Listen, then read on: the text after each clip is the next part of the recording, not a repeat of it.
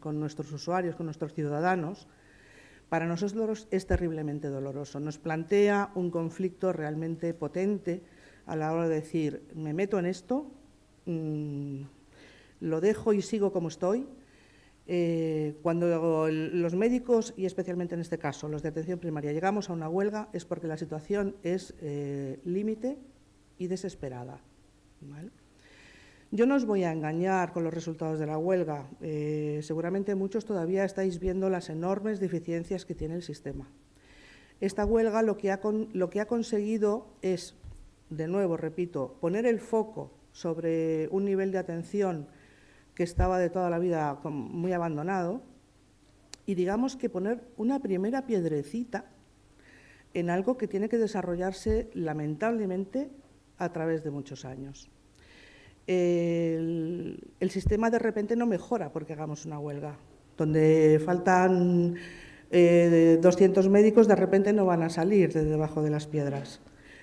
Entonces, esta inicial acción que hemos hecho entre todos, porque la hemos hecho entre todos, trabajadores y pacientes, de lo que nos va a servir es de poder empezar a decir, es que esto ya no lo vamos a olvidar, no lo vamos a dejar, es una materia de alto interés para nosotros y vamos a seguir peleando por esto, no nos vamos a quedar aquí. El resultado a corto plazo no es espectacular, ojalá, pero va poniendo, como he dicho, una pequeña piedrecita para que poquito a poco, con medidas que quizá no sean muy espectaculares, los profesionales vayan quedándose en la atención primaria, vaya recuperando el atractivo enorme que tiene, porque aprovecho para decirles que trabajar como médico de familia o pediatra en un centro de salud es el trabajo más bonito que hay en el mundo. Y es importante que cuando formemos a nuestros residentes o vengan nuestros estudiantes a rotar con nosotros, vean esa parte tan bonita que tiene este trabajo, ¿no? Y no vean esa parte que están viendo ahora de, y perdonadme la expresión, trabajar como si hiciéramos churros, ¿no? Venga, pam, pam, pam, todo deprisa. Los médicos de familia y pediatras de primaria necesitamos hablar con nuestros pacientes.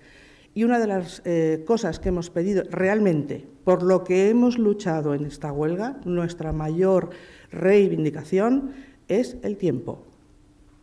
Tiempo para ver al paciente, tiempo para escuchar, tiempo para explorar, tiempo. De ahí la instauración de estas nuevas agendas de 30 más 4, 20 más 4, que son el primer intento, de momento no muy desarrollado en muchísimos centros, para poder recuperar ese tiempo que en su día tuvimos y ahora no lo tenemos. Con lo cual, necesitamos seguir reivindicando esta necesidad de tiempo, porque el tiempo nos va a dar calidad del consejero o de la presidenta inaugurando un hospital o un nuevo robot. Pero ¿qué es lo que hace la atención primaria? La atención primaria cuida a la persona de forma individualizada, la cuida a lo largo del tiempo, que es importantísimo, la cuida en su entorno familiar y social, y eso hace que cuide la salud de la población en su conjunto. En los centros de salud trabajamos con unas características de zonas básicas, es decir, sabemos cómo está la población de nuestro barrio y con eso trabajamos. Eso hace que cuidemos el conjunto de la salud de la sociedad y que si nosotros vamos desapareciendo y cada vez somos menos, más débiles y con menos capacidad de atender, al final el conjunto de la sociedad estará más enfermo. Esto es lo que no ven nuestros políticos, o no lo quieren ver o no lo quieren valorar. Y a la larga, eso sí, deberían de pensarlo, porque es lo que les importa, es un problema de dinero, porque una sociedad que enferma es una sociedad más cara. Entonces, si alguien tuviera una visión de verdad, de cuidado del ciudadano de forma integral y tuviera un poquito de visión de futuro, se daría cuenta de que invertir en atención primaria es invertir en el conjunto de la sociedad. Y ya voy terminando mi intervención para dejar a Dora, que no le gusta hablar a Dora, ¿verdad? diciéndoos que, bueno, en la huelga sabéis que se obtuvieron una serie de beneficios económicos, ¿no? Esa no era nuestra reivindicación. Eso fue, digamos, una parte accesoria que es muy necesaria. Es necesaria porque teníamos unos turnos de tarde bastante abandonados por un problema lógico de conciliación. Todo el mundo quiere estar con sus hijos y bueno, eso esa parte de la remuneración que se consiguió no es, digamos, la reivindicación principal, pero sí nos sirve para que haya compañeros que, a través de esa pequeña motivación, sí retornen a puestos que estaban difícilmente cubiertos, ¿no? Nosotros seguimos. Tenemos el comité de huelga, se sigue reuniendo con la gerencia de atención primaria de forma periódica. Como podéis imaginar, hay discrepancias, porque si la gerencia de atención primaria pensara igual que nosotros, yo me preocuparía, ¿no? Esperamos que, digamos, ese diálogo con el tiempo, y ya os digo que no va a ser ni a corto, casi ni a medio plazo, consiga que en unos años, no sé cuántos, la atención primaria vuelva a ser esa casa de acogida que teníais cuando os pasaba algo, cuando necesitáis hablar con vuestro médico, con vuestra enfermera, y que podamos retomar entre todos algo que, como os digo, como repito, es fundamental para la salud de todos. Y ya dejo a Dora que siga.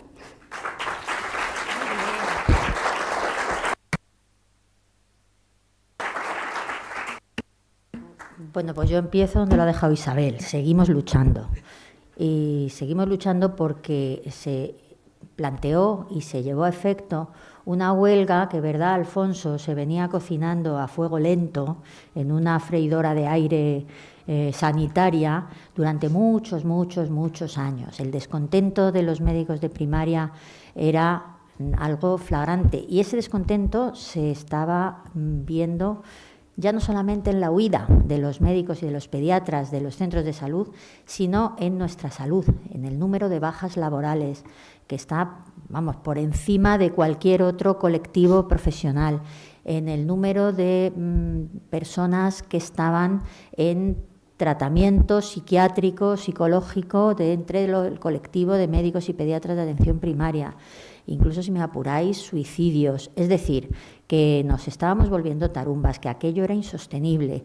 Durante años, como decía Isabel, siempre se plantea que, por Dios, ¿cómo vamos a hacer una huelga? Esto lo único que hace es perjudicar a nuestros pacientes, a la administración le da igual, no nos van a escuchar, bla, bla. Pero llegó un momento en que aquello reventó.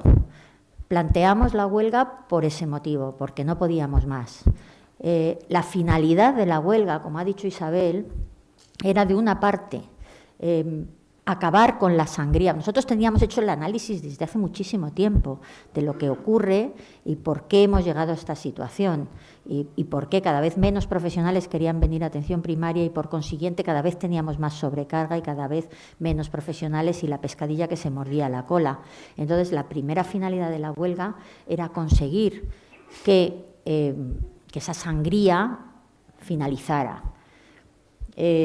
Para que, según nuestros análisis, se pudieran atraer médicos a atención primaria, hacían falta tres cosas.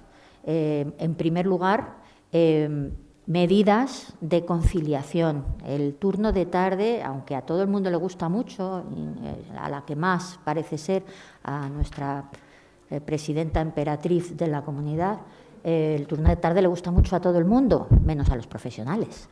Entonces, los profesionales, si tienen otras opciones, a un turno de tarde no van. Entonces, tendríamos que conseguir o que el turno de tarde se flexibilizara, digamos, con algún tipo de medida de turnos deslizantes, turnos mixtos, etcétera, etcétera, o que se incentivara. Porque, claro, si yo en un turno, lo voy a llamar penoso, pero no es penoso, es un turno que no me gusta, que no me permite la conciliación, voy a ganar el mismo dinero que en otro que sí, pues me voy a otro que sí o a otro sitio. Mientras que si hay una remuneración económica que lo incentive, pues es posible que pudiéramos atraer profesionales. Entonces, estábamos pidiendo eso y estábamos pidiendo medidas para frenar la sobrecarga. Es decir, estábamos pidiendo dos absolutos imposibles. Primero, dinero para los profesionales de atención primaria. Si en algo se ha caracterizado la política presupuestaria de la Consejería de Sanidad con respecto a la primaria, ha sido en que, lejos de potenciar y de aumentar, lo que ha hecho ha sido recortar presupuesto, con lo cual, pues que llegáramos nosotros, unos pringaos, unos mediquitos de atención primaria, a decirle a las autoridades sanitarias que tenían que sacudirse la mosca, pues a priori era imposible, y así nos lo hicieron saber desde el primer día. Estáis pidiendo un imposible. Y el segundo, pues más imposible todavía. Oiga usted, no queremos ver 80, 90, 100 pacientes a diario. Esto hay que regularlo, esto hay que conseguir, pues parar esto, porque nadie quiere trabajar en estas condiciones. Aparte de la cuestión económica, nadie quiere trabajar en galeras. Si puede, si tiene otra opción. Si no la tienes, pues trabajarás como puedas, porque claro, nos hablaban de las condiciones de otros profesionales. Sí, vale, pero los médicos, por suerte, a fecha de hoy, tenemos plan B. Entonces, pues si tenemos plan B, o mejoramos el A o nos vamos al B. Bueno, pues claro, esa limitación del número de pacientes diarios, esa garantía de tener tiempo para atenderlos, pasa por aumentar el número de profesionales en los centros de salud. No se puede hacer, digamos que menos, aunque mejor, con lo mismo. Y ese imposible, pues bueno, ese me parece como que sí, pero como que no, porque en realidad nos decían que bueno, que vale que sí, pero no nos contaban cómo lo iban a hacer. De resultas el acuerdo que se firmó al final incluía las medidas retributivas e incluía el límite en las agendas de los médicos. Las medidas retributivas, todos estábamos ahí un poco, perdonadme, inquietos, porque no es la primera vez que se incumplía un acuerdo de salida de huelga y, por tanto, pues hasta que no lo vimos en la nómina, e incluso para verlo en la nómina hubo que decir, oye, ¿qué pasa? Que esto que está pasando el tiempo y esto no se está sustanciando. Bueno, pues sí, efectivamente lo vimos reflejado en la nómina. El tema de la limitación de las agendas, en ello estamos, como dice Isabel, pero claro, eso es un imposible todavía más imposible, porque está basado en una falta crónica, en un dimensionamiento de las plantillas absolutamente, iba a decir decimonónico, pero correspondiente a hace muchísimos años, cuando la población tenía pues otras necesidades, y se basa de entrada, hoy por hoy, en el voluntarismo de aquellos compañeros que quieran hacer más horas de trabajo remuneradas. Sí, solo faltaría que encima no te paguen por trabajar más, pero trabajar, pues eso, entre las 7 y las 11 horas diarias. Por no hablar de las dificultades que estamos encontrando a la hora de negociar con la Administración para que efectivamente no solo haya más profesionales en los centros de salud, sino que además se cambie un poco el paradigma de lo que se ha convertido el centro de salud por unas cosas y por otras, porque ese análisis sería muy complejo, que el centro de salud se ha convertido en un bien de consumo. Y no es verdad. Tenemos que conseguir llevar al ánimo de nuestros pacientes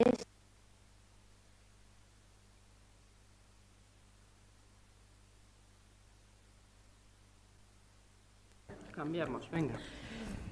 Pues os decía que el centro de salud es el sitio donde nos cuidan, donde nos atienden, donde nos escuchan y no donde nos despachan. Y, por tanto, pues hay que llevar al ánimo de nuestros pacientes que al centro de salud se va ordenadamente, se va con cita, se priorizan nuestros problemas, no vamos por cualquier cosa a cualquier momento para que nos atiendan ya, porque eso sobrecarga a la persona que lo tiene que hacer y eso va en detrimento de a lo mejor de otra persona que sí que lo necesite más.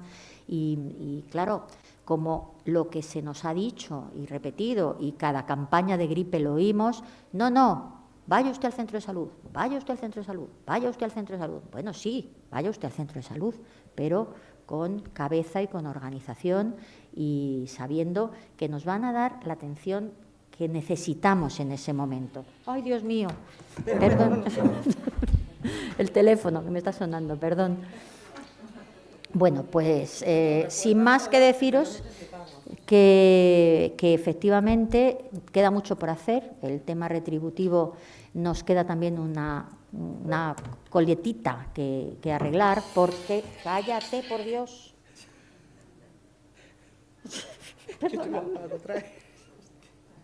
Apagar, ala ya. Que me he puesto nerviosa.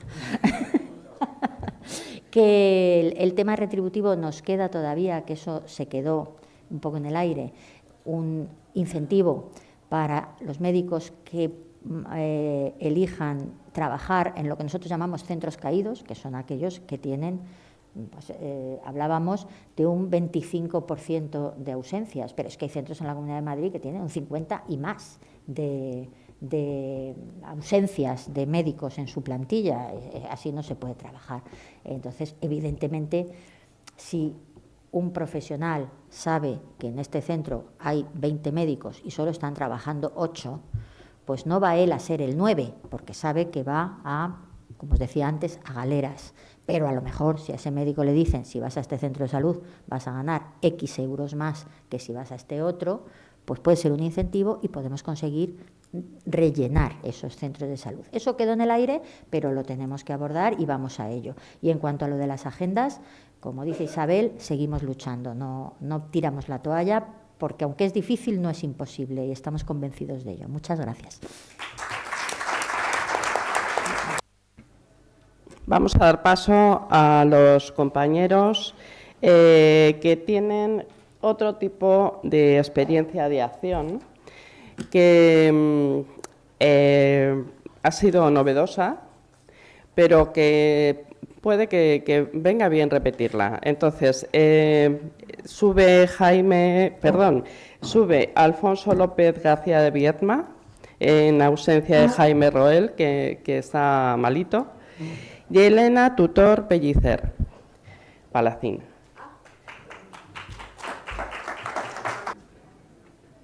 Bueno, mientras se va preparando el ordenador y todos los demás, os voy a ir presentando un poquito a cada uno. Elena Tutor Pellicer Palacín es una doctora en el Centro de Salud Benita de Ávila, también perteneciente al movimiento AP se mueve. La tenemos aquí, ya la conocemos, una luchadora infatigable, y ahora nos va a contar su experiencia junto con Alfonso López García de Viedma, otro elefante de la defensa de la sanidad pública, conocido por muchísimos de nosotros, médico de familia y especialista en cirugía pediátrica, que ya se ha jubilado, pero no se jubila de su lucha. Entonces, cuando queráis, Elena, puedes empezar. Bueno, buenos días.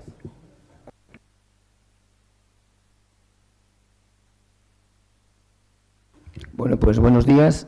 Lo primero es decir que yo no pensaba estar aquí hoy.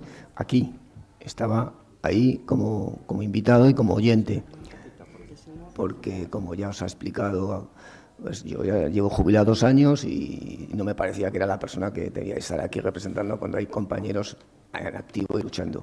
Pero el ponente que iba a venir, Jaime, ayer nos dice que ha cogido el COVID y claro, no va a venir. Y a las 10 de la noche pues se plantea que quién puede venir a acompañar a Elena. Entonces, bueno, los del grupo dicen, Alfonso, tú que has estado en la lucha toda tu vida, que has participado en la huelga acompañando a los compañeros y sobre todo pues que fuiste uno de los que creaste el grupo de manoteras, en el encierro de manoteras, que estuvimos encerrados 3 meses casi, y lo diseñé con otro compañero que se llama Fran, y luego estuve encerrado con ellos los 3 meses de la huelga, del encierro, con lo cual pues bueno, pues estoy aquí por eso, para hablar de algo, como han dicho aquí, fue absolutamente novedoso, que los médicos se encerrasen en una asociación vecinal, en la casa de los vecinos que nos dejaron su asociación, durante casi 3 meses, mañana, tarde y noche, con jornadas de mañana, tarde y noche, donde nos íbamos, unos llegaban, otros se iban, y manteníamos las 24 horas el encierro. Durísimo, porque excepto yo, que estaba jubilado y podía ir a todas las horas, todos los demás compañeros, todos trabajaban.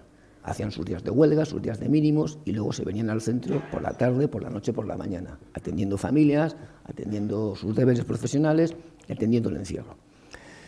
Lo del encierro surge, estábamos en huelga, llevamos ya pues mes y pico en huelga, y no sé si os acordáis que las cosas eran muy tensas contra la gente que negociaba, el comité de huelga que se dejó la vida con una administración prepotente, chula, maleducada y grosera, y que les trataba fatal. A médicos los trataba fatal. Acordaros cuando estuvieron encerrados los médicos que no les daban ni pan ni agua, ni les dejaban dormir en un sofá, o sea, como si fuesen terroristas.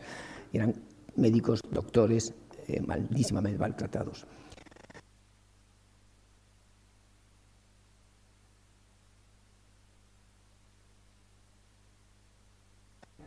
Si no, chillo más.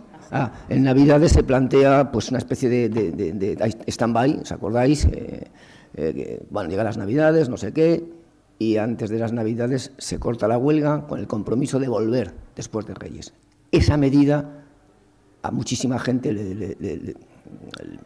no le gustó, lo vio como un punto que flaqueábamos, y que después de estar 15 días trabajando otra vez en Navidades, volver a empezar a trabajar, hacer huelga otra vez en enero, pues que mucha gente empezó a decir que lo dejaba, que se caía, y se desmoralizó. Me acuerdo que en aquel momento un compañero mío que se llama Fran, que estaba en la huelga, me llama y me dice: Alfonso, quiero hablar contigo, tú tienes mucha experiencia, yo he estado 45 años en la sanidad trabajando, he estado en el sindicato AMIT 22 años, y la gente que me conoce sabe que soy un luchador a muerte, y que lucho por las defensas de los derechos humanos y lucho por la gente. Dijo: Alfonso, voy a hablar contigo, ¿qué se te puede ocurrir a ti? ¿Qué podemos hacer para motivar a la gente? Porque es que se nos cae la huelga. Y quedamos en una cafetería al lado del Colegio de Médicos, él y yo, y lo primero que le dije es: Fran, tenemos que hacer acciones duras, tenemos que hacer acciones mediáticas, tenemos que hacer algo que llame la atención, que podamos llamar a la prensa y que vean qué hacemos. ¿Y qué se te ocurre? Joder, le dije 2 cosas. Una me la aceptó, la otra nunca me la ha aceptado: encerrarnos y una huelga de hambre. Dice: no, Alfonso, huelga de hambre tú no, que te mueres. Digo: bueno, no creo que el consejero, un tío que no pesa 50 kilos y le vea encerrado, le deje morir a un médico. Pero bueno, a lo mejor me muero. Pero bueno, encerrarnos. ¿Dónde? Colegio de Médicos, estábamos a tiros con ellos, una parroquia, teníamos una por ahí, pero que si le van a llamar al cura rojo. ¿Dónde nos encerramos? En casa de nuestros vecinos, en casa de nuestros pacientes, con ellos, juntos, médicos y pacientes. Joder, qué buena idea, tal y cual. ¿Y conoces alguna? Hombre, yo trabajaba en Benita de Ávila con Elena, Hortaleza, Manoteras, conocía esa asociación. Digo, esta gente son muy luchadores y seguro que nos dejan. Y me dijo: ¿y a quién podemos meter para que se metan con nosotros y se encierren? Y le di una lista de amigos míos de toda la vida, Elena Tutor y otros 8 o 10 más que dije: apunta, pum, pum, pum, pum, pum. Les llamamos y a los pocos días nos juntamos esos 8 o 10 en la misma cafetería del Colegio de Médicos. Nos pareció una idea estupenda y dijimos: hay que empezar y tenemos que movilizar a la gente para que venga. Pero teníamos que conseguir que la asociación de vecinos nos dejase. Quedamos Fran y yo en ir a verlos una noche, a las 8 de la noche, estaban los representantes de la asociación, los de prensa, los de comunicación. Les encantamos, nos enamoramos todos, ellos de nosotros y nosotros de ellos, y nos dijeron: aquí tenéis vuestra casa, aquí tenéis las llaves, tenéis la asociación para vosotros el tiempo que necesitéis. Nos pusieron frigorífico, podíamos tener sala para dormir, camas, y disponíamos de toda la asociación vecinal de Manoteras. Los Manoters empezamos a llamarnos, empezamos esos 8 o 10 a hacer un primer turno de guardia, y en poco tiempo, se fue sumando la gente y fue una respuesta espectacular. En principio empezábamos los médicos más o menos amigos y del antiguo Área 4, que es la zona donde estaba Benita de Ávila y Manoteras. Pero es que en poco tiempo nos conseguimos ser 150 médicos de todo Madrid que se fueron apuntando para hacer turnos. Y empezamos con turnos por la mañana, por la tarde y por la noche. Yo creo, honradamente, tengo 72 años, he estado metido en todos los fregas del mundo, creo que es la experiencia más emotiva, más gratificante y que más recuerdos me ha dejado y que más ha llegado al corazón de toda mi vida. El Grupo Manotes se ha hecho una familia, somos amigos para siempre. Ha aguantado el Grupo Manotes porque estábamos todos motivados, concienciados, sensibilizados, y creo que fue un revulsivo enorme para la huelga. Creo que dinamizamos la huelga, que la gente lo vio como algo espectacular y la gente se motivó y volvió después de Navidades con ganas y con fuerza. Venían a vernos, a tomar café, a charlar. Hemos estado atendidos como un hotel.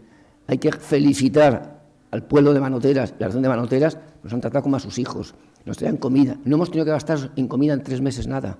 Comíamos, cenábamos, desayunábamos, nos traían chocolate, nos traían porras, venían a las 11 de la mañana, queréis algo, no queréis algo, teníamos fruta, fue espectacular. Durante ese tiempo hicimos una cantidad de entrevistas enorme con la prensa, venían periódicos de todos los sitios, teníamos entrevistas, hacíamos audios, grabamos vídeos, hicimos una rueda de prensa enorme que vinieron no sé cuantísima gente explicando los motivos. Venían compañeros de especialidades, de enfermería, a vernos y a estar con nosotros. Hicimos acciones con los docentes entre los médicos para que viesen que los médicos también tenemos que tener tiempo para hacernos formación. Hicimos sesiones con los pacientes dentro del centro pues sobre tabaquismo y sobre más cosas para tener acciones con ellos. Y además conseguimos algo enorme, que es la primera vez en mi vida que yo he tenido la relación con los vecinos. Hemos creado una asociación vecinos profesionales que es indestructible. Yo creo que los profesionales solos no vamos a ningún lado.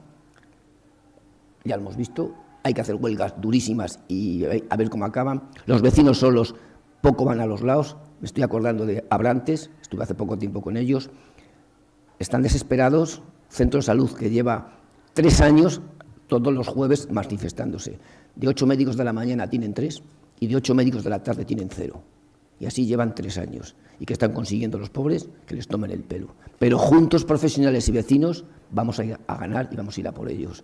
Entonces, todos los días, a las 8 de la noche, todos los días, era invierno, era enero, era febrero, los vecinos de Manoteras venían a las 8 de la noche a una acción con los médicos. Salíamos los médicos que estábamos encerrados, más médicos que venían, nos poníamos la bata, hablábamos con ellos, nos preguntaban, teníamos relación directa, nos conocíamos, les conocíamos, todos los días se hacía el aplauso, pero no el aplauso como en la pandemia porque éramos héroes, que ni héroes ni nada, éramos profesionales que nos dedicamos a los pacientes. Nos aplaudían por nuestro esfuerzo y por ver que estamos ahí encerrados luchando por los médicos de huelga y luchando por los pacientes.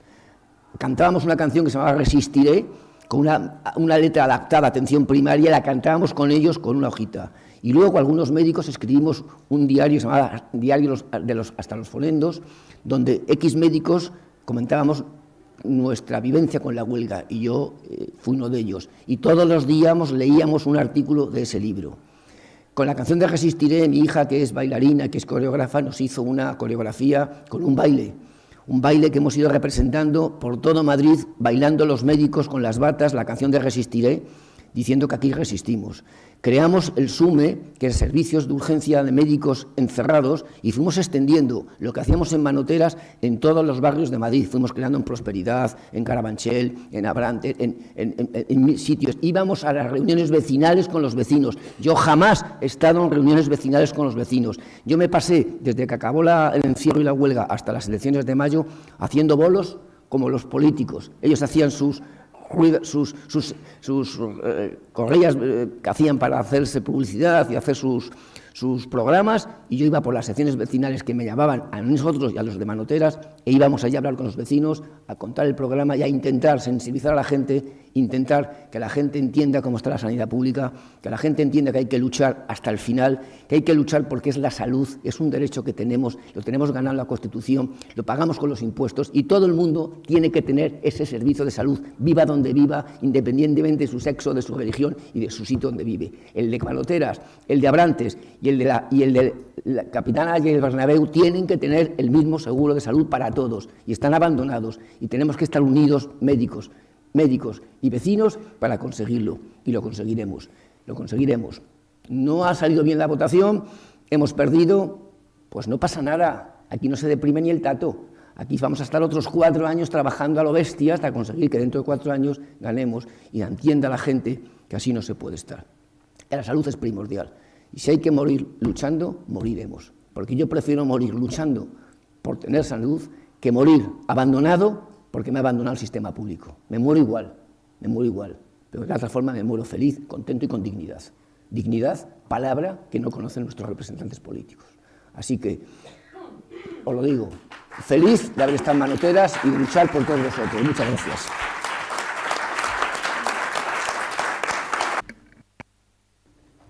Bueno, buenos días. Ya después de todo lo que ha contado Alfonso, él como hoy no iba a estar, yo había preparado un poquito estas fotografías explicando un poco cómo había ido la evolución del encierro, que ya la ha contado él, que más o menos cuando lo iba contando yo iba viendo, uy, si vamos más o menos parecido, porque él no la ha visto. Entonces, bueno, hicimos eso, un montón de acciones y de actividades encaminadas un poco a, primero, compartir nosotros nuestras vivencias, porque lo que ha contado del parón de la huelga en Navidad sí que fue un mazazo muy, muy gordo, ¿no? Lo hilo con lo que han contado antes las compañeras. Para nosotros hacer huelga es una cosa muy complicada y es muy dolorosa. Había muchos compañeros que, aparte de que ya tanto tiempo de huelga, pues había gente que le repercutía económicamente mucho. También el sentimiento de dejar a los pacientes sin atender en las cosas habituales, porque sí se atendía cuando hacía falta, pero las cosas de las consultas nuestras habituales, el día que estábamos de mínimos, nosotros conocemos a la gente por sus nombres, sus apellidos, conocemos sus casas, conocemos a su familia. Entonces, ves que viene un paciente que lo conoces de mucho tiempo y le tienes que decir que no le puedes atender porque estás de huelga. Había gente que hasta te pedía perdón por haber ido y te hacía sentir muy mal el día que estabas trabajando. ¿Qué es lo que pasa? Que cuando se para la huelga volvemos a trabajar normal y entonces veíamos todo aquello que habíamos dejado de ver y entonces el volver al trabajo hizo mucha gente que fuera muy difícil volver a retomar la huelga. Había gente que decía que no la dejaba de hacer por motivos económicos, que estaba convencida de que hacía falta, pero que era incapaz, que si la seguía haciendo, que se iba a deprimir. Y entonces ahí también se creó un poco de situación complicada entre todos los compañeros de los centros, porque claro, algunos optamos por seguir, los que optaron por no seguir pero querían se sentían mal porque no seguían, los que seguíamos nos sentíamos mal porque los que estaban lo habían dejado. Entonces en los centros, que al principio estábamos todos muy unidos, fuimos muchísimos, casi el 100% de médicos que hicimos huelga, de repente entre nosotros nos encontrábamos a disgusto unos con otros, ¿no? Entonces, el reunirnos en Manoteras hizo que nos encontráramos los que estábamos en la misma situación. Incluso la gente que a lo mejor había dejado de hacer la huelga también iba allí y también se sentía reconfortada porque podía hacer otras cosas, porque empezamos a buscar, pues eso, otras maneras de, sobre todo, también informar a la población de lo que estaba pasando, ¿no? Porque una de las cosas que también a todos nos dolía mucho era la tergiversación de las verdades que se hacían en los medios públicos, ¿no? Por ejemplo, lo que hablaban antes del aumento salarial, las noticias eran los médicos piden aumento de sueldo, los médicos no sé qué, no sé cuánto, era todo como echándonos, o sea, informando de cosas como para poner a la gente en nuestra contra. Y no se hablaba de lo que realmente nosotros queríamos conseguir. E incluso cuando terminó la huelga, pues eso, el final de huelga, todos los periódicos, además, aunque la información estaba bien dada por nosotros, la consejería lo que dijo es los médicos han conseguido un aumento de 400 no sé cuántos euros mensuales, que no era cierto, porque es un dinero que se nos daba nuevo, en un concepto nuevo, pero quitándonos otro que teníamos, que era pues de 380 y pico. Entonces, al final, El aumento real, según las personas también, porque dependía el anterior no era fijo, sino que dependía de una serie de cosas y había gente que cobraba más y gente que cobraba menos, pues hubo gente que sí que tuvo un aumento importante, pero era la menos, y en general pues el aumento de sueldo que había por ahí pues era pues a lo mejor eran 50 euros o una cosa así, pero a la prensa se vendió así. Entonces nos sentíamos todos muy mal. Y esto nos hizo ayudarnos pues eso, a intentar explicar a todos los que pudimos de los vecinos la situación. La gente cuando lo entendía, pues la verdad es que era muy gratificante, y luego a nosotros mismos nos ayudó mucho, ¿no? También fue, lo que decía Alfonso, muy duro en el aspecto emocional por la familia, aparte de por el trabajo. Yo el primer día que me quedé yo a dormir allí, es la primera vez que me iba de casa y tengo 2 mellizos de 9 años, y había uno que me decía que cómo me podía ir, que les dejaba abandonados, que no sé qué. Yo, pues no pasa nada si habéis dormido solos. Sí, pero nos hemos ido nosotros a casa de la abuela, no te has ido tú. Entonces era como que les dejaba ahí, ¿no? Y al día siguiente cuando volví, ¿qué tal habéis dormido? Bien, no, he tenido pesadillas. Uno de los niños que tiene de vez en cuando. Yo, ¿pero qué te ha pasado? ¿Qué has tenido con esto? No, es que he soñado que no volvías nunca. Entonces, son cosas que te hacen sentir un poco, pues eso, es muy duro. Y este mismo hijo, que es un niño que le gusta mucho hacer manualidades, ¿no? Pues un día iba a hacer una manualidad sobre un personaje que lo ponía ahí en un ambiente y entonces le pasaban cosas. Me dice, mamá, voy a hacer uno contigo. Y luego viene a los 5 minutos y me dice, oye, ¿en qué sitio te pongo? ¿En el centro de salud, en las manis o en el encierro? Era como que no tenía otro concepto mío. Yo no era de vacaciones contigo, en casa, nos vamos al parque a jugar, no.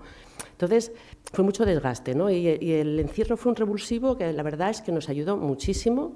Una de las actividades que se hicieron, yo he ido aquí poniendo diapositivas que no sé cómo van yendo, fue también que hubo una psicóloga que se ofreció y pidió si había voluntarios de nosotros para crear un grupo para ayudarles psicológicamente y sobre todo también relacionado con el tema de cómo se había sentido la gente con el COVID, con la pandemia, porque también fue una cosa muy complicada y ha habido mucha gente que se ha quedado con mucho problema. Y entonces, bueno, que a nosotros emocionalmente nos vino fenomenal. Yo creo que también fue muy bueno. He puesto también las diapositivas que en la situación en la que estábamos también cuando nos encerramos fue muy buena a nivel mediático porque salíamos en todas partes. En los primeros días, lo que decía Alfonso, es que no parábamos. El primer día cuando estábamos durmiendo nos llama el del país que vamos ahí a dormir con vosotros, y nosotros, ¿cómo que a dormir con nosotros? Y llegaban, se presentaban y de repente que vamos a por el desayunar, y nosotros que queríamos dormir un poco y a las 7 de la mañana que llegaba uno. Pero bueno, que fue también una cosa que nos ayudó mucho, ¿no? Porque se veía que, bueno, que habíamos conseguido un poco lo que queríamos. Creemos que eso fue importante porque a la hora yo creo, de tomar decisiones también, independientemente de la fuerza que tiene la huelga, pues la opinión mediática y pública, pues yo creo que tiene también algo que ver en cuestión de las decisiones, ¿no? Aparte de todas esas cosas que hicimos, pues nos metimos hicimos un Twitter, hicimos vídeos que poníamos en TikTok, en Instagram, en un montón de sitios. Quedábamos en la sociedad para ir con los vecinos a las manifestaciones. Nos dieron en Amitz un premio que también a nosotros nos emocionó un montón. Que lo recibimos una parte de nosotros en representación de todos. Y bueno, hicimos también eso, todo lo que pudimos en las manifestaciones. Había muchas ideas, había mucha gente y claro, lo que no se le ocurre a uno se le ocurre a otro. Hicimos en esta manifestación una idea que tuvieron unos compañeros para hacer un homenaje a los compañeros fallecidos por COVID, que yo creo que fue impactante y a nosotros también nos dejó con muy buen sabor de boca porque creíamos que se lo merecían.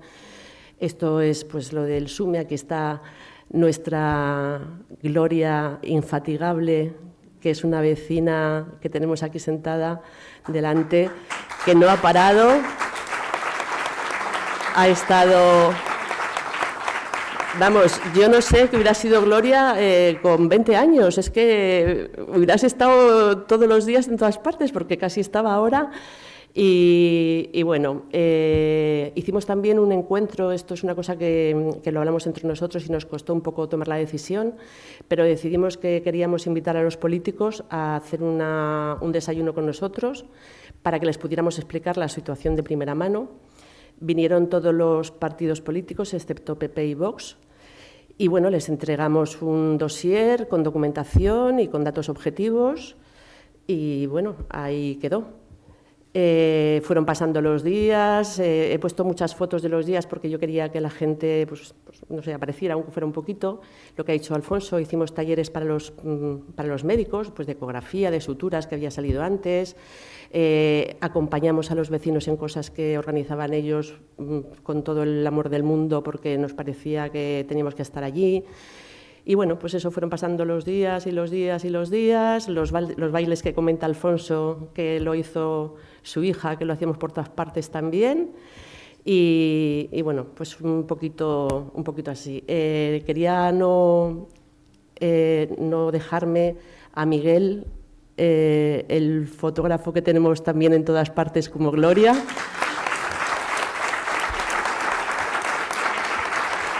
Que desde el primer día yo recuerdo que le buscaba porque tiene una cuenta en Twitter y lo vi con unas fotos tan preciosas y yo cada vez que iba a una manifestación le buscaba y decía, ¿pero quién será? Y le preguntaba a la gente, ¿tú eres Miguel? Y me decía, ¿qué Miguel? El de Twitter, el de las fotos, porque como hace siempre unas fotos muy bonitas y de distintos ángulos, a cualquiera que le veía así haciéndose algo raro, y hasta que le encontré, pero vamos, que hemos hecho con él alguna exposición de sus fotografías y agradecidos en el alma. Y luego también nos hemos dedicado a dar charlas como hemos podido en distintos sitios. Los que hemos podido hemos ido a donde nos han llamado. Y bueno, hemos también participado en la consulta por la sanidad y al final, pues el final del encierro, quedamos con la Asociación de Vecinos, les dimos nuestras más sentidas gracias porque nos han tratado como si fuéramos, pues eso, su familia. Les entregamos una placa agradeciéndolo y bueno, y la foto final. Y muchísimas gracias a todos y a ver si podemos seguir haciendo cosas que puedan empujar esto un poquito para arriba. Muchas gracias.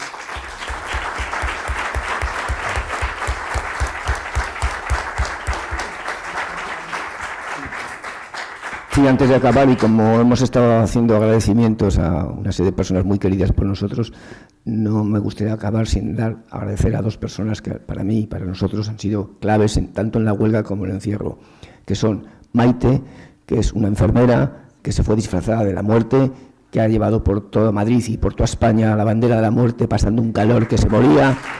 Gracias, Maite, has sido un ejemplo y que estamos muy agradecidos. Y luego otra persona que no es sanitaria, que se llama Violeta, que supongo que también la conoceréis muchos, una activista enorme que venía a todas las manifestaciones con el megáfono, grabando, cantando, silbando, que un día la pregunté, ¿pero tú quién eres, joder? ¿Y eres médico? No, yo soy vecina, que está metida en la tala de árboles, que es una persona que lucha por cualquier derecho del ser humano. Así que muchas gracias, Violeta, por tu implicación.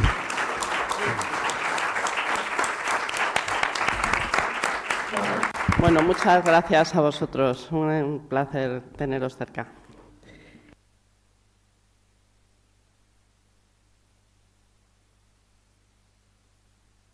Bueno, ahora toca el turno a nuestros compañeros de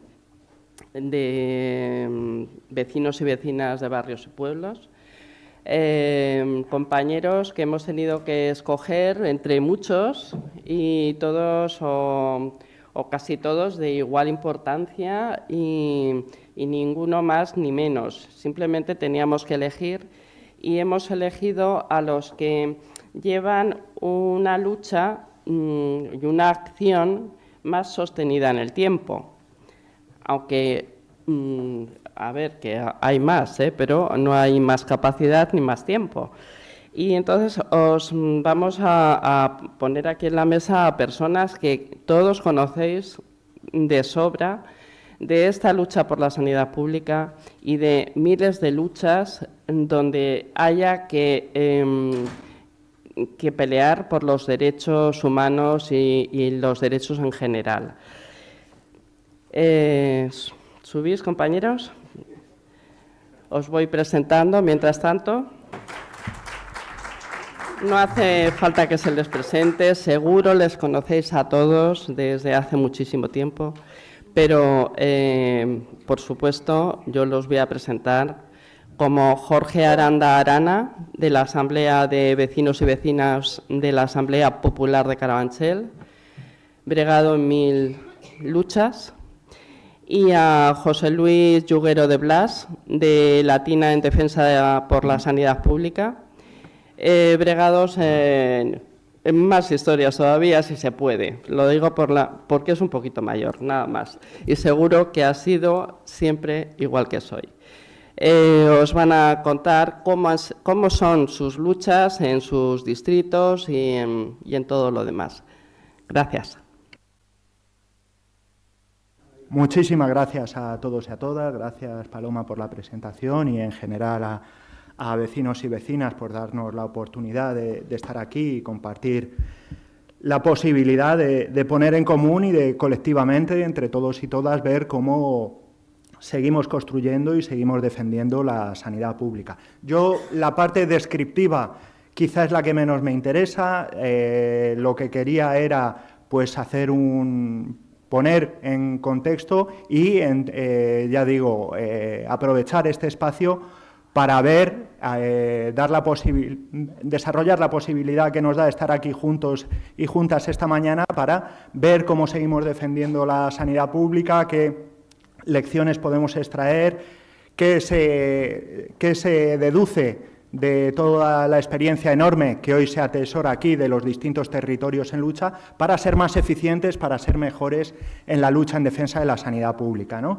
De Abrantes, pues yo me gustaría hablaros mucho, pero tampoco quiero aburriros. En septiembre de 2020, en plena segunda ola de la pandemia, en el Centro de Salud de Abrantes, que es uno de los barrios más castigados y de renta más baja del municipio de Madrid, hay un cartel que dice: no hay médicos ni por la mañana ni por la tarde, ¿no? Es el centro de referencia de 30.000 personas, tendría que haber 16 médicos, y lo que nos encontramos en esos momentos difíciles, que la gente lo estamos pasando muy mal, es que nos dicen eso, que no hay ningún médico, ¿no?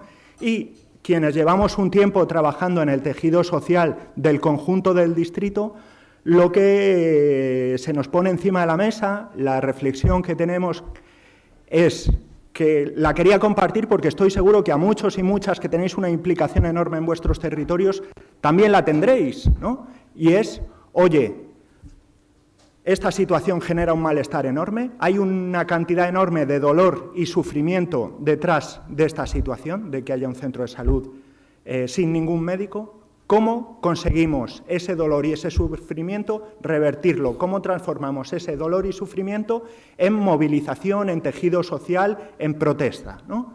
Y me parece que, bueno, pues esa es la respuesta que tenemos que dar hoy aquí colectivamente, ¿no?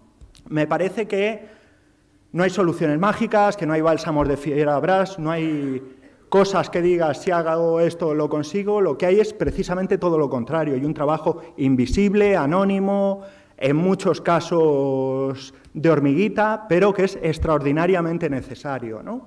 Decíamos que la situación de desmantelamiento de la sanidad pública genera dolor y sufrimiento para muchísima gente. Ahí está el dato de más de 1 millón de personas en lista de espera, sin contar rehabilitación, con todas las trampas que hace la comunidad. Pues lo que necesitamos es que esa gente y toda la gente que no quiere esa situación, que valora la sanidad pública, que quiere una sanidad pública mejor, no una sanidad pública peor, nos organicemos y demos una respuesta colectiva, ¿no? Y eso, pues, genera una serie de posibilidades, una serie de iniciativas, que es lo que, en gran medida, muchos barrios, cada uno en la medida de sus posibilidades, venimos desarrollando, ¿no? Está la primera postura esta de las manifestaciones, que en muchos sitios se dan los jueves, en otros no. Yo creo que lo determinante no es si son los jueves o no, sino que, bueno, pues la herramienta clásica de lucha que tenemos de la manifestación, ¿no? En las preguntas que nos hacían a modo de eje para estas intervenciones se nos decía: ¿pensáis que la ¿Que las manifestaciones esas de los jueves son suficientes? Yo creo que esa pregunta está mal enfocada. Me parece que las manifestaciones de los jueves son la puntita del iceberg que se ve de un trabajo enorme, invisible, de hormiguita,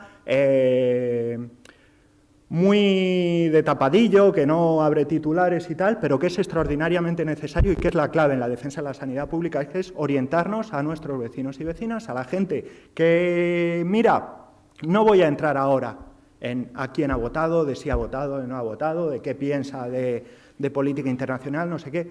Mira, si estás en defensa de la sanidad pública, dame tu número de teléfono, te metemos en el grupo de WhatsApp y quedamos mañana para poner carteles, quedamos pasado para hablar con la asociación de vecinos, vamos a hacer tal y cual cosa, y me parece que esa es la clave, ¿no? Hay que estar muy a pie de calle, hablando con la gente, eso requiere muchísima paciencia, eso requiere pues muchísima flexibilidad, de que la gente te va a contar pues lo que ve en la tele y tal, pero eso no puede ser un obstáculo para que no esté a tu lado luchando, porque es muchísimo más lo que te une que pues lo que te separa, ¿no? Y en ese sentido, pues multitud de iniciativas. Yo, pues por ejemplo, he traído un cartel que hemos sacado de el pequeño comercio de Carabanchel en defensa de la sanidad pública. Pues hay que hacer ese trabajito de ir comercio a comercio, hablando con ellos, oye, ¿qué te parece si ponemos este cartel aquí? Que no cambia el mundo, que no es la solución a nada, pero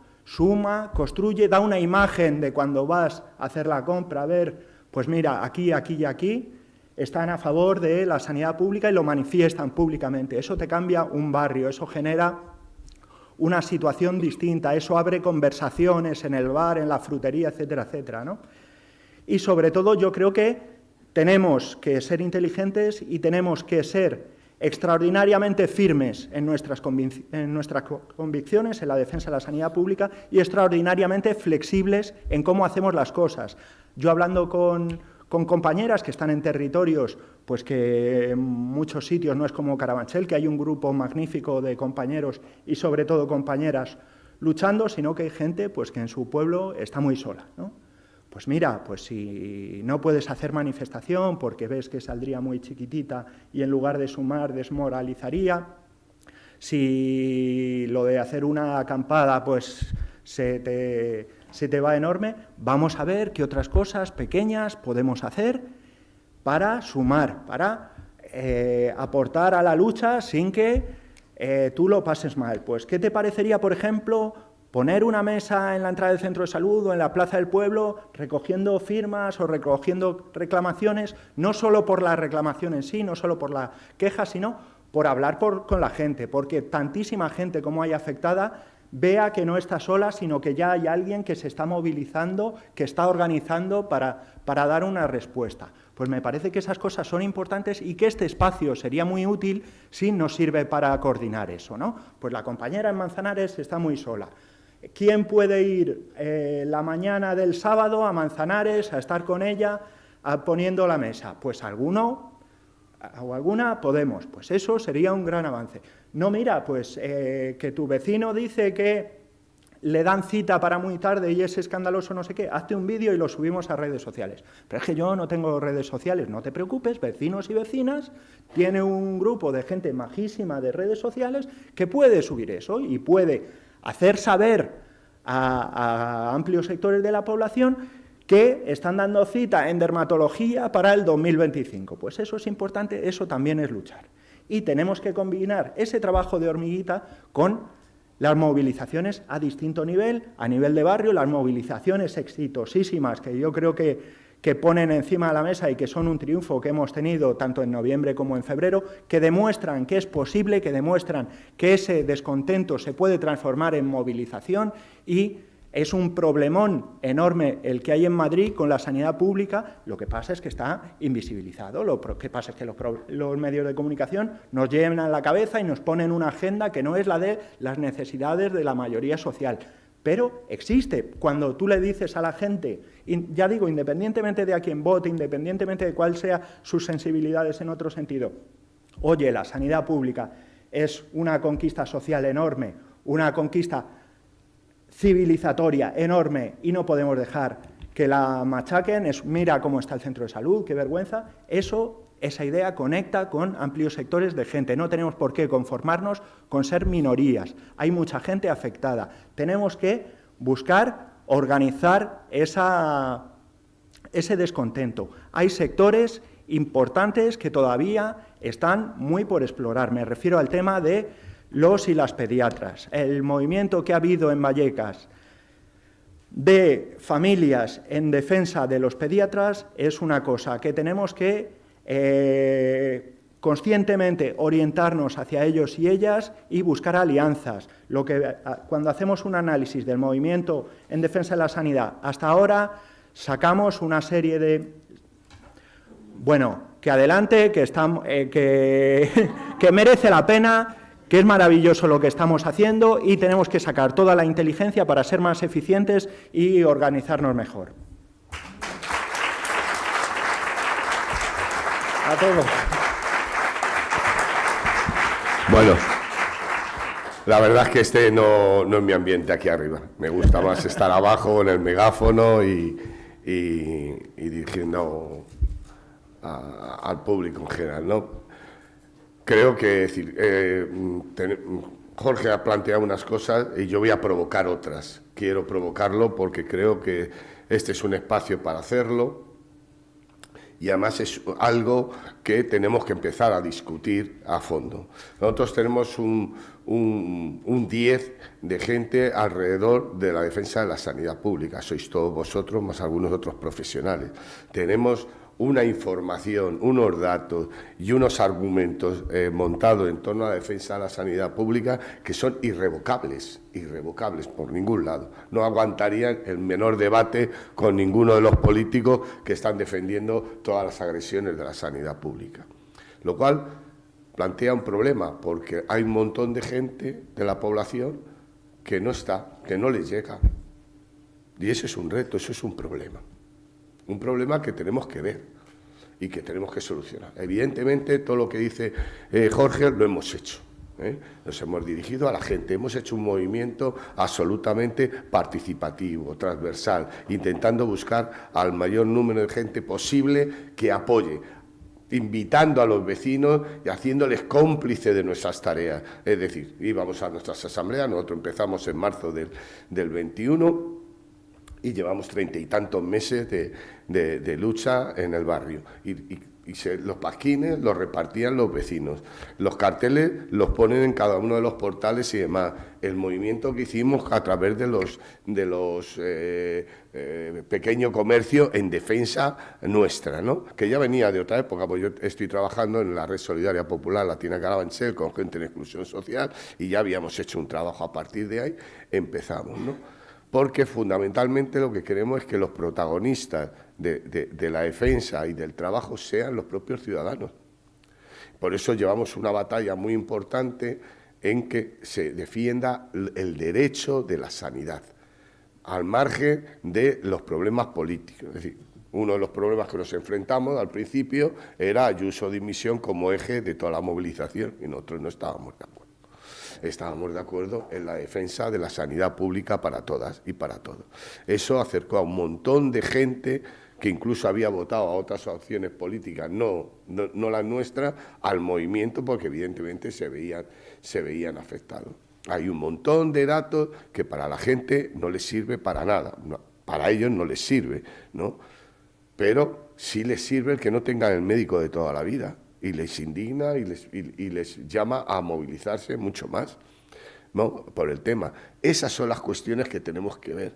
¿Qué son las reivindicaciones? Como el tema de los cierres de urgencia. Eso fue un salto cualitativo en la movilización, porque la gente se vio que estaba desatendida, ¿no? En el tema, ¿no? Pues lo que significa es que lo hemos venido definiendo durante todo mucho tiempo, es que el tema de la sanidad se hace a través de pico y pala. Y día tras día hablar con mucha gente y ponerse a su nivel. Que eso es un problema que hoy, y disculparme, tiene la izquierda, que tiene un discurso alejado de la gente. No está al lado de la gente. Tenemos un caso concreto ahora con el tema de las becas de comedor para los colegios públicos. El 80% ha sido denegada y no ha habido ni un escándalo por parte de esta izquierda que tenemos. O sea, es algo inaudito.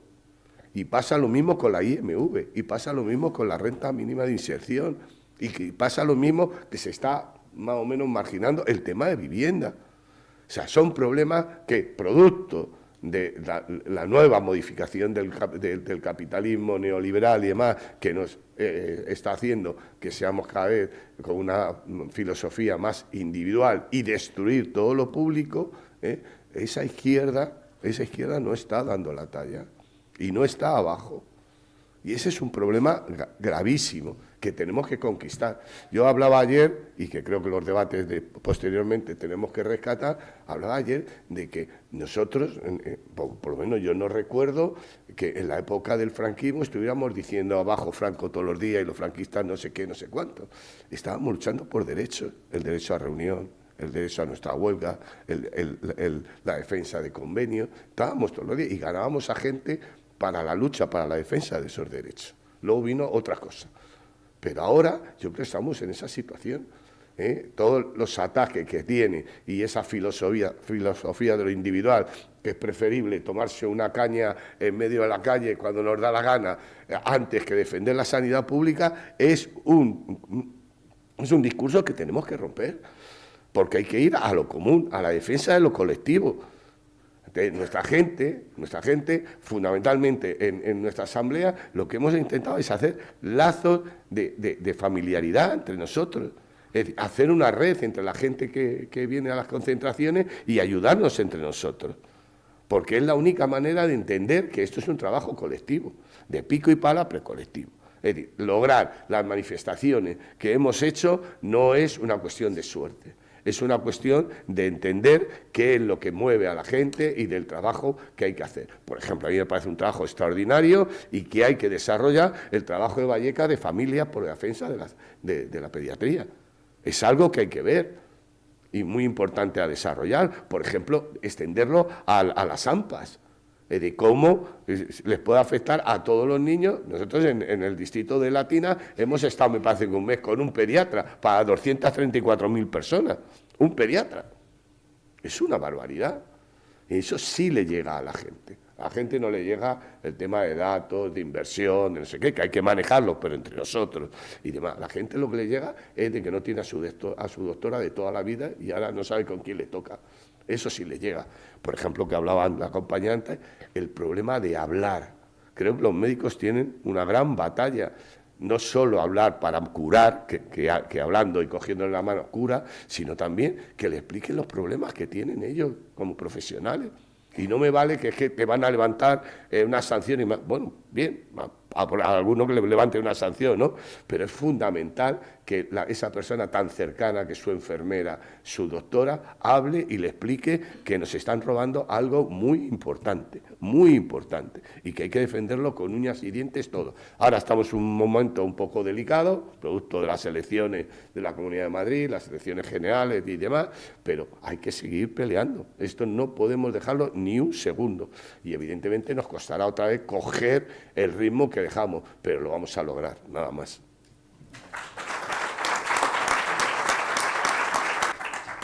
Un aplauso muy merecido.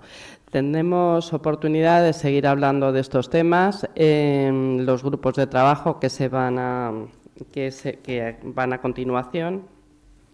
Serán de ahora hasta las 2, hasta llegar otra vez a las sesiones de la tarde, que comienzan a las 4 menos cuarto, ¿vale?